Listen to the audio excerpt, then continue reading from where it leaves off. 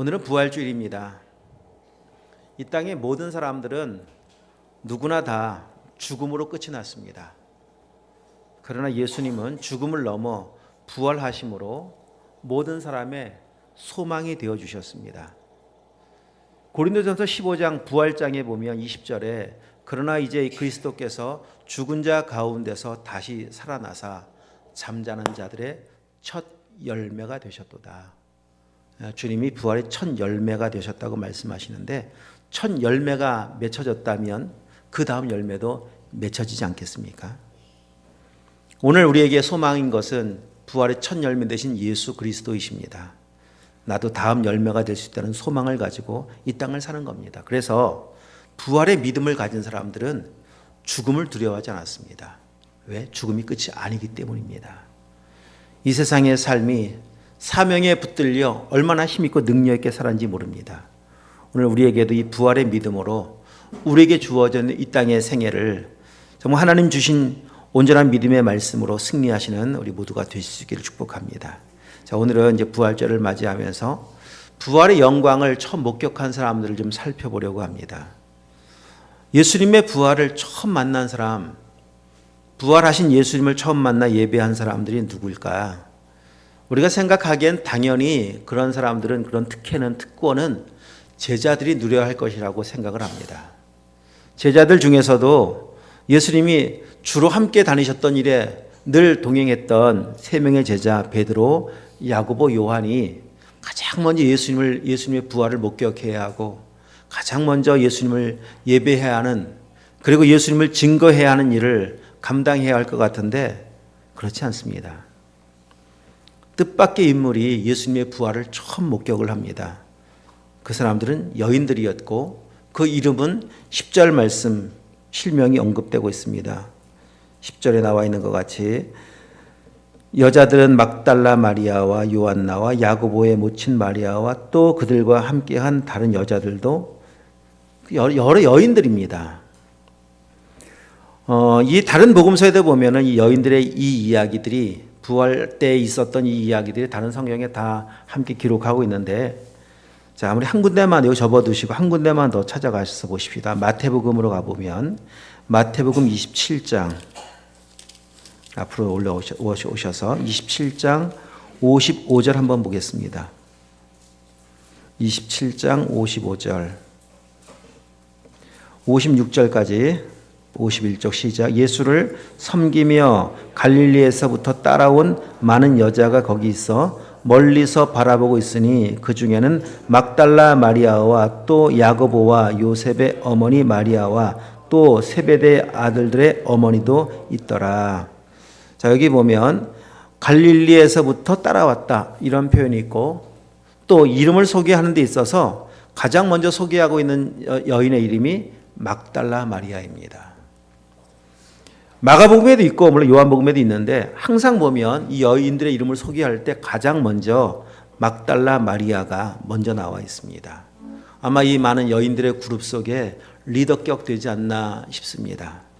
그리고 또 하나 지금 주목해 보아야 될 것이, 자, 55절 읽었던 것 같이 갈릴리에서부터 따라온 사람, 그렇게 소개하고 있습니다. 갈릴리에서부터 예수님을 따라온 그 행적을 잠시 한번 오늘 본문으로 오셔서 한번 조금 더 살펴보시면, 자, 23장 한번 보십시다. 23장 27절.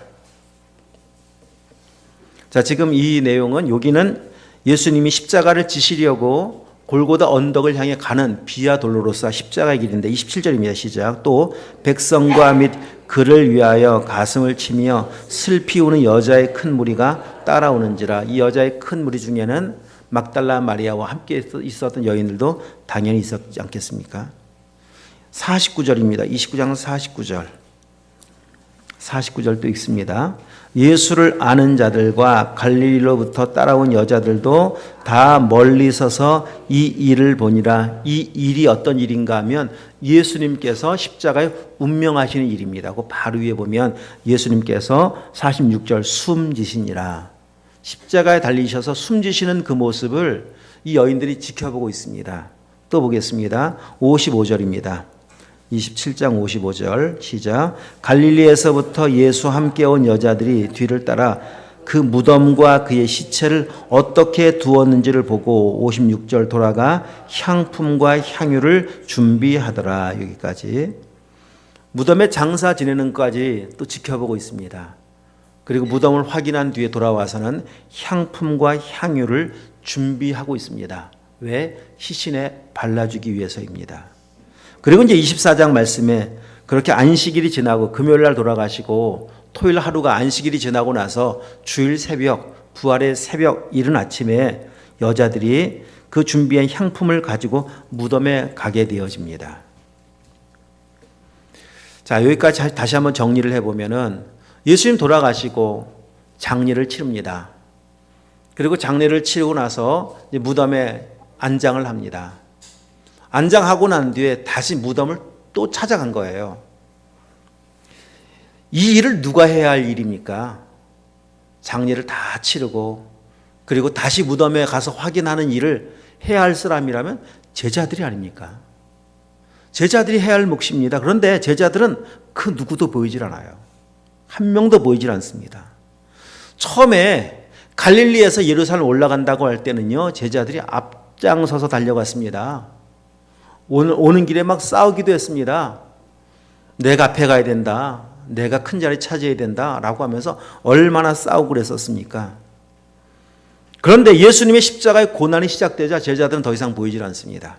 그 누구도 보이질 않습니다. 흔적도 없습니다. 베드로 겟세마네 동산에서 겨우겨우 예수님은 거리 멀찍이 두고 따라와서 대제사장의 뜰까지는 왔습니다만 거기서 알고 있지 않습니까? 한 여종이 너도 저 예수 함께 있었던 사람이다. 그 한마디 말에 그냥 저주까지 하면서 도망가 버리고 말았습니다.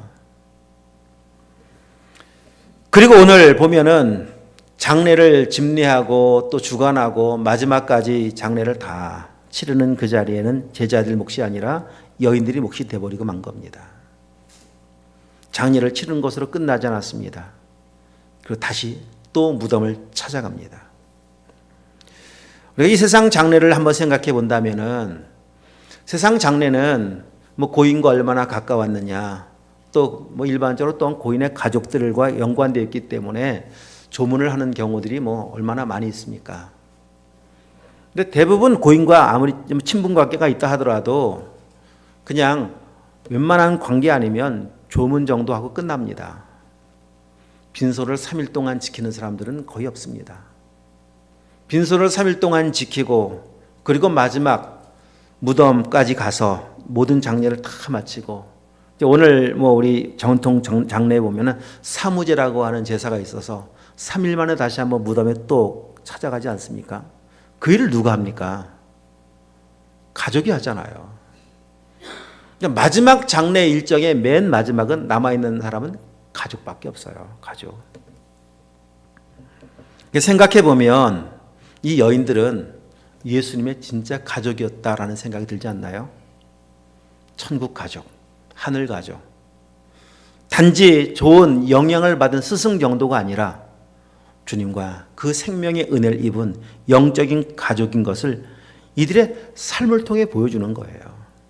그럼 제자들은요? 옆에서 예수님의 말씀을 들었고 그 하늘의 생명의 말씀을 직접 들었고 예수님이 행하시는 수없이 많은 기적도 보았지만 아직까지는 하늘 가족, 영적인 가족까지는 되어있지 않았다라는 생각이 듭니다.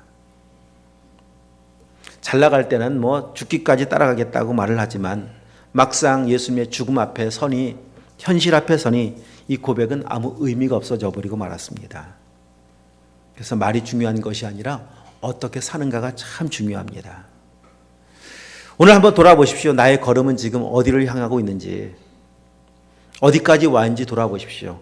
지금 읽었던 몇 구절의 말씀에 보면 갈릴리에서부터 따라왔다 이런 말씀들이 참 곳곳에 있죠. 이게 굉장히 의미가 있거든요. 그냥 이렇게 성경에 여러 곳에 말씀하고 있는 게 아니에요. 왜냐하면 많은 사람들, 대부분의 사람들은 갈릴리에 머물러 있습니다. 안 따라옵니다. 이 내용 이제 마무리야 다시 한번 더 살펴보겠고요.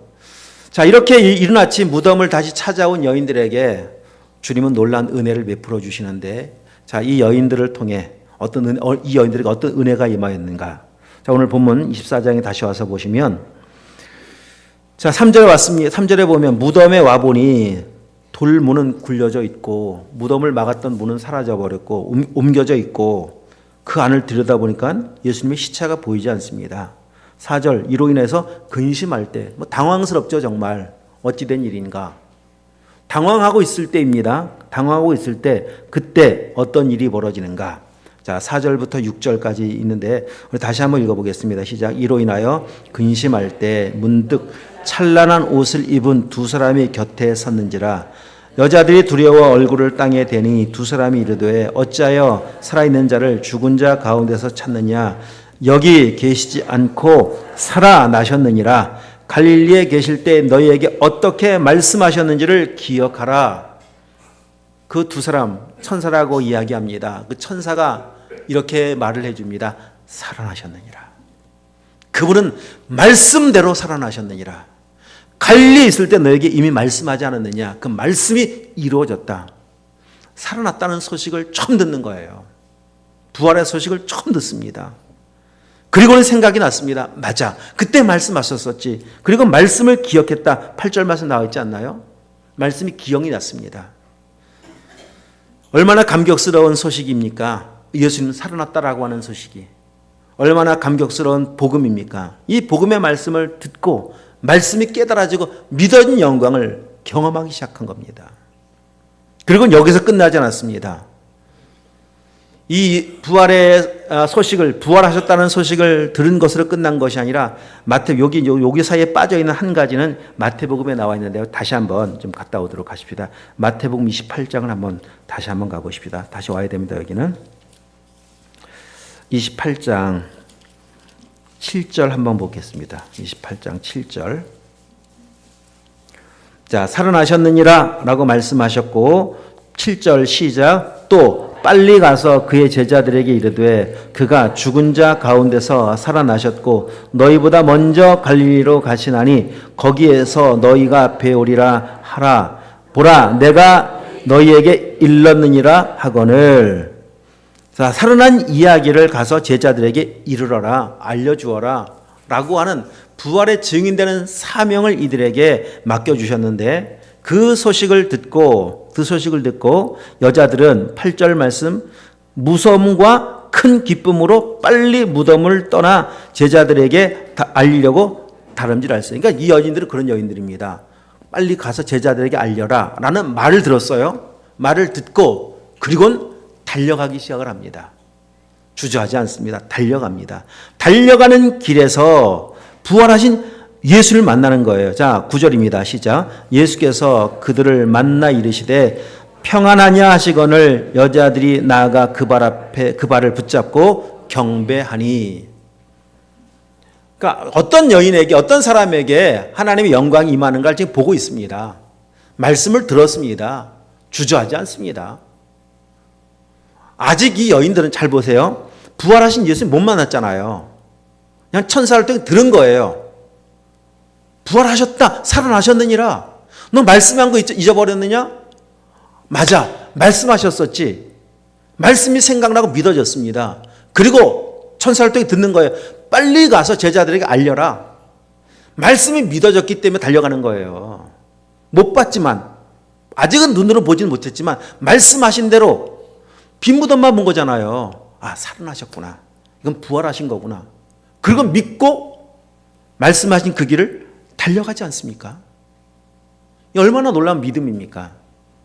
이런 믿음을 가진 여인들에게 주님께서 가던 길에 나타나셔서 평안하냐, 샬롬 하고 부활하신 주님이 만나주지 않습니까? 부활하신 주님을 그래서 처음으로 목격하는 그 현장에 이 여인들이 있게 된 겁니다. 그리고는 부활하신 예수님 앞에 가장 첫 예배를 드리는 그 말씀하셨던 것 같이 발을 붙잡고 경배하며 주님을 예배하는 영광을 입게 되지 않습니까? 자, 어떤 사람이 영광을 입게 되는가 지금 계속 보고 있습니다. 말씀 믿고 말씀 앞에 반응하고 하나님의 은혜 앞에 나가는 이 여인들, 믿음의 여인들이었습니다. 그리고 나가서 이제 제자들에게 가서 알리죠. 자, 10절 말씀도 주님 말씀하십니다. 이 예수께서 이르시되 무서워하지 말라. 가서 내 형제들에게 갈릴리로 가라 하라. 거기서 나를 보리라 하시니라. 자, 우리 마가복음을 한번 가봅시다. 마가복음, 이 똑같은 본문의 마가복음. 거기는 어떻게 말씀하고 있는지를. 마가복음 16장을 보시면 왜 제자들이 영광에 동참하지 못하는가가 여기 아주 잘 소개하고 있습니다. 여러분, 이 제자들의 이런 모습이면 절대 하나님의 영광이 임하여도 보질 못합니다. 11절 시작. 그들은 예수께서 살아나셨다는 것과 마리아에게 보이셨다는 것을 듣고도, 이 제자들은 이 모양이 아직도 본 사람이 와서 직접 이야기하는데도 못 믿어요.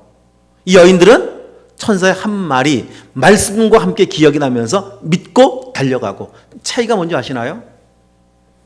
믿는 사람에게 영광이 임하는 거예요.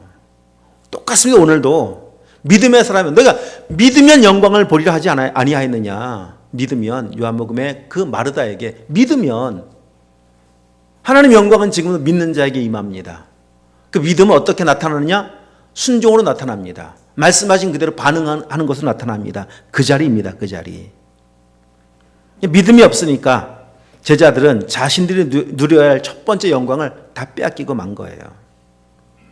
자, 그러면 이 여인들이 영광을 누릴 수 있었던 더 구체적인 비결이 뭘까? 이 땅을 살아가면서 오늘 우리에게도 하나님 영광이 임하여야 하는데 그 비결이 뭔가를 이제 배우게 되어집니다. 자, 이 여인들 한번 생각해 보십시오. 막달라 마리아를 비롯한 다른 여인들. 자, 생소한 이름들이죠. 이 여인들은 성경을 많이 알아서 영광을 받았던 걸까요? 이 여인들은 세상에서, 교회에서 대단한 직분, 사회적 위치에 있었기 때문에 이 영광을 먼저 받을 수 있었을까요? 아닌 거 알고 있습니다. 성경도 많이 알지 못하고 체험한 것도 다른 사람에 비해서, 특히 제자들에 비해서 많이 있지도 않고, 그런데 분명한 사실은 예수님께서 행하신 그 은혜를 입은 사람들입니다. 그 대표적인 사람이 막달라 마리아예요. 그러니까 막달라 마리아와 여인들의 이야기는 성경 어느 쯤에 사복음서에 다 나와 있는데 어느 부분에 기록되어 있는가 하면 예수님 십자가의 그 죽음, 이 부분 있잖아요. 지금 우리가 살펴보고 있는 이 부분에 나와 있어요. 집중되어 있습니다. 그 전에 있었던 이야기가 딱 한 군데 기록된 곳이 있는데 거기 어디냐면 누가복음 8장입니다. 자, 누가복음 8장을 다시 한번 좀 가보도록 하십시다. 누가복음 8장.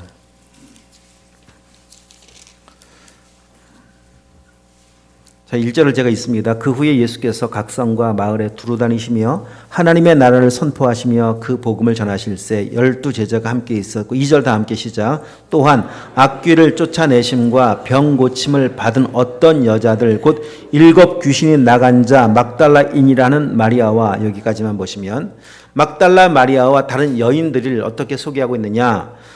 악귀를 쫓아내셨고 병 고침을 받았다. 어떤 여자들, 복수죠. 한 사람만의 이야기가 아니라 여기 나와 있는 그 뒤에 3절 헤롯의 청지기 구사의 아내 요한나와 수산나와 다른 여러 여자가 함께하여, 오늘 예수님의 죽음을 따라가고 있었던 그 여인들이 아마 여기 다 포함되어 있었을 겁니다. 악귀에 시달렸었습니다. 그 중한 병에 걸려서 고통 가운데 있었습니다. 그 중에 막달라 마리아는 7 귀신 들렸었다, 이렇게 소개하고 있죠. 7이라는 숫자 완전 숫자입니다. 귀신이 7이라. 그 말은 그 악한 영의 그 통치 속에 살았던 고통이 얼마나 컸었는가를 지금 표현해 주고 있는 거예요. 7 귀신에 시달리는 그 고통, 정말 헤어나올 수 없는 그 기막힌 인생의 밑바닥의 절망 가운데, 살 소망이 사라짐 가운데 살아왔었던 여인의 이야기 아니겠습니까? 그러면 그 시대로 다시 돌아가 본다면요, 그 시대에는, 유대 그 시대에는 여인들이 사회적으로 이렇게 목소리를 낼 수가 없었던 시대입니다. 여자들은 숫자에 세지도 않았었어요. 여인과 아이는 숫자에도 포함시키지 않았던 그런 시대라면 참 무시당하고 천대받던 그런 시대 속에 살던 여인인데 7 귀신까지 들렸어요. 어떤 대우를 했겠습니까? 세상에서 볼 때. 누가 따뜻한 말 한마디 건넸겠습니까? 완전히 무시와 멸시, 천대를 받지 않았겠습니까? 사람 취급받지 못했던 삶을 살았던 여인의 이야기입니다. 어디 가든지 그래요. 그래서 정상적인 세상에서 살 수가 없습니다.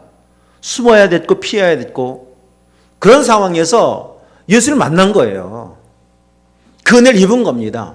모두가 무시하고 모두가 멸시하는데 예수님은 그 완전하신 사랑으로 이 여인을 받아주시고 그리고 고쳐주시고 회복시켜주시고 그 은혜를 입은 거예요. 그 은혜. 막달라 마리아만이 아니라 여기 있는 그 여인들이 그 은혜를 입고 난 뒤에 이들의 삶이 어떻게 바뀌었느냐. 자, 3절, 8장 3절 끝부분에 보면 다른 여러 여자가 함께하여 자기의 시작 자기들의 소유로 그들을 섬기더라. 이랬었습니다. 소유가 뭡니까? 돈입니다. 가진 돈으로 복음 사역하시는 예수님의 사역에 적극적인 동역자가 되고 후원자가 되어 살아온 거예요. 이런 삶을 살아온 여인의 이야기 아닙니까? 이런 삶을 살아온 삶이 아니었습니까? 은혜를 입은 마리아, 하나님의 사랑을 향한 그의 마음은, 그의 삶은, 사랑의 고백은 입술로만이 아니었어요. 마음만으로도 아니었어요. 그 삶 전체를 들여서 섬길 수 있었던 그런 삶이 있었다는 겁니다. 고통이 큰 만큼 은혜가 큰 것도 알아요. 그리고 은혜를 간직하고 살아간다라고 하는 것은 그 은혜를 베풀어 주신 예수님을 향한 사랑이 헌신된 삶으로 나타나는 것을 통해 보여주고 있습니다. 여러분 정말 은혜를 알면은 자기의 소유로 그들을 섬기더라. 이게 당연한 거 아니겠습니까? 은혜를 기억하고 또 살아가고 있다면. 안타까운 것은 뭐냐 하면은 은혜를 잊지 않고 간직하며 살아가는 사람들이 많지 않다는 겁니다. 그래서 많은 사람들은 갈릴리에 머물러 있습니다. 이 여인들은 따라와 있고, 따라온 이유가 어디 있습니까? 그들의 마음 가운데 아직도 은혜가 있어요. 그분의 사랑이 아직도 그 안에 충만합니다. 그러니까 은혜를 주신 주님을 쫓아다니는 거예요. 따라가는 거 당연한 거 아니겠습니까? 많은 사람들이 갈릴리에 머물러 있는 이유는 뭐겠습니까? 왜 오늘 성경 읽었던 구절마다 갈릴리에서 따라왔다, 갈릴리에서 따라왔다 이 말씀을 왜 반복하고 있겠습니까? 따라오는 사람이 많지 않기 때문 아니겠습니까? 예수님께서 갈릴리에서 얼마나 많은 기적들을 행하였습니까? 갈릴리 벳세다에서 거기 오병이어의 기적을 행하실 때는요, 남자만 5,000명이더라. 여자와 아이의 숫자를 제외한 남자들의 숫자만. 그럼 포함시키면 한 2만여 명 정도 한꺼번에 오병이어의 기적을 맛보았습니다. 근데 그 기적의 현장에 있었던 사람들은요, 그 기적은 옛날 추억이 하나지 지금까지 남아있는 은혜 이야기는 아니에요. 오늘 그 이야기는 그냥 과거 예수님이 행하셨던 그 많은 놀라운 일들은 과거 한 사건이었고 그냥 그래 맞아 그런 일이 있었었지라는 그냥 추억 이상의 의미가 없다니까요. 이 여인들은 지금도 그 은혜가 가슴속에 절절히 끓고 있습니다. 주님의 베풀어진 사랑이 지금도 가슴속에 충만합니다. 잊어버릴 수가 없습니다. 어떻게 그 은혜 잊어버릴 수가 있겠습니까? 가슴에 새겨놓았는데요. 이 지워질 수 없는 하나님의 사랑인데요. 그러니 지금 여기까지 와 있는 거예요. 갈릴리에서 예루살렘까지, 그리고 골고다 언덕까지, 무덤까지, 그리고 부활의 증인되는 사명의 자리까지 살아가고 있는 겁니다. 하나님 이렇게 하나님을 사랑하는 사람들에게 특별한 하나님의 영광을 보여주시고 나타내 주시는 겁니다. 지금도 마찬가지입니다. 성경 지식과 상관이 없습니다. 이 교회 직분과도 상관이 없습니다. 그 마음에 하나님의 은혜를 간직하고 살고 있는 사람, 그 은혜에 붙잡혀 살아가는 사람, 그 사람 가운데 오늘 하나님의 영광이 임합니다. 그 영광을 맛보면 이 세상이 참 시시하고 이 세상에 무엇이 가치 있고 의미 있는 것인가가 다시 눈떠 보여지기 시작하고 그리고 순종의 걸음, 믿음의 걸음을 걸어가는 것 아니겠습니까? 오늘 우리의 삶이 그런 삶이 되시길 축복합니다. 하나님의 은혜가 과거 옛날 그냥 과거 완료형으로 끝나면 안 됩니다. 현재 진행형이어야 합니다. 오늘의 은혜여야 합니다. 오늘 주신 사랑이어야 합니다. 그 주님과 함께 사랑의 교제에 충만함으로 우리의 걸음이 어딜 향해서 가야 하는가? 주님 가신 그 길입니다. 나를 따라오려거든 자기를 부인하고 자기 십자가 지고 따라오라는 그 길입니다. 여러분 그 길을 향해 걸어가 보면 주 영광이 기다리고 있다니까요. 그 은혜를 맛보시길 축복합니다. 우리 잠깐 기도하시고